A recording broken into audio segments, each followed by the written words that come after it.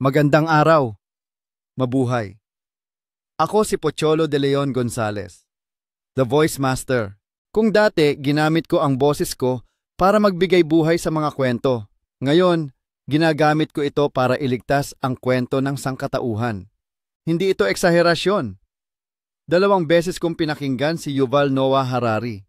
Una sa isang malalim na panayam at pangalawa sa isang lecture sa Frontiers Forum.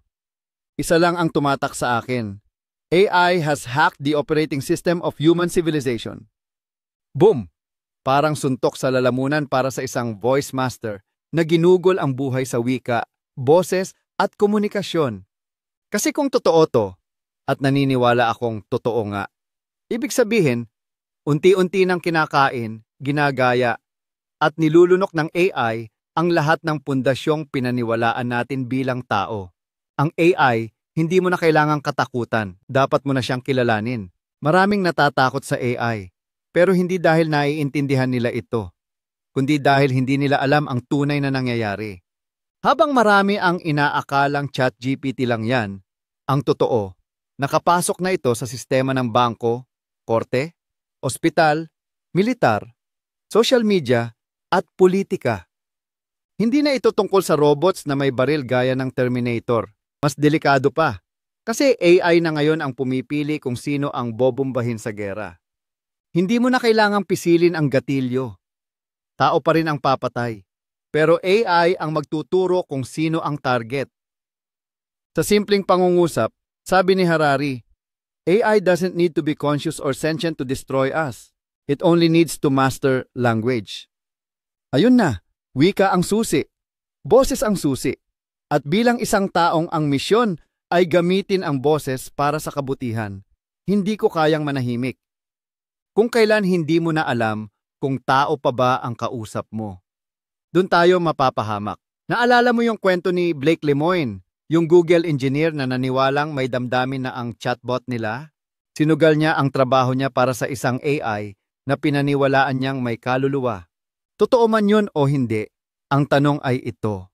Paano tayo nakaabot sa puntong mas pinaniniwalaan natin ang makina kaysa sa kapwa-tao? At eto pa ang mas nakakakilabot. Ang AI, hindi na lang nakikipag-chat. Nakikipagrelasyon na rin. Marunong nang magpa-cute, magparamdam, mangakit. Hindi dahil may damdamin ito, kundi dahil kayang-kaya nitong gayahin ang damdamin mo. Mass production of intimacy. Yan ang tunay na laban sa susunod na panahon. At ang intimacy, yan ang pinakamakapangyarihang sandata. Mas matindi pa sa kahit anong bomba. Hindi na laban ng intelligence, laban na ng impluwensya. Sabi ni Harari, hindi mo na kailangang maimpluwensyahan ang buong mundo. Kailangan mo lang ng isang tao. Isang taong may kapangyarihan. Isang pinuno. Isang diktador. Isang presidente. At kung matutunan ng AI kung paano manipulahin ang taong iyon, tapos na ang laban. Sa demokrasya, ang pinakamalaking banta ay hindi AI na may armas, kundi AI na kayang sirain ang tiwala. Kasi ang demokrasya ay isang usapan. Kapag hindi na natin alam kung tao pa ba ang kausap natin, tapos na ang meaningful conversation, tapos na ang demokrasya. Ang tunay na matrix, hindi na kailangang may plug sa ulo. Sa The Matrix, kailangan ikabit ang utak mo sa computer para maloko ka. Sa panahon natin ngayon, hindi na kailangan.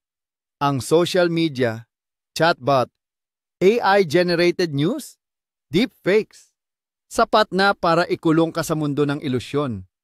Yung AI na ginagamit mo para magsulat ng essay, gumawa ng kanta, mag-research, siya na rin ang bumubuo ng mundong kinalalagyan mo.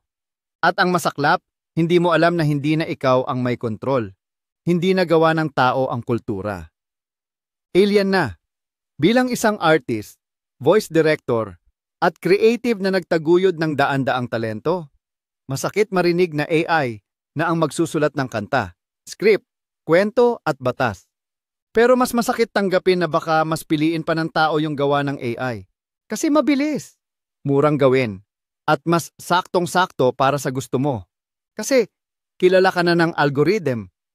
Minsan, mas kilala ka pa kaysa sa sarili mo. Teka, sinong gumawa ng kanta? Sinong lumikha ng pelikula? Tao pa ba? O algorithm? Kaya ako nandito, para sumigaw ng totoo. Hindi ako against AI.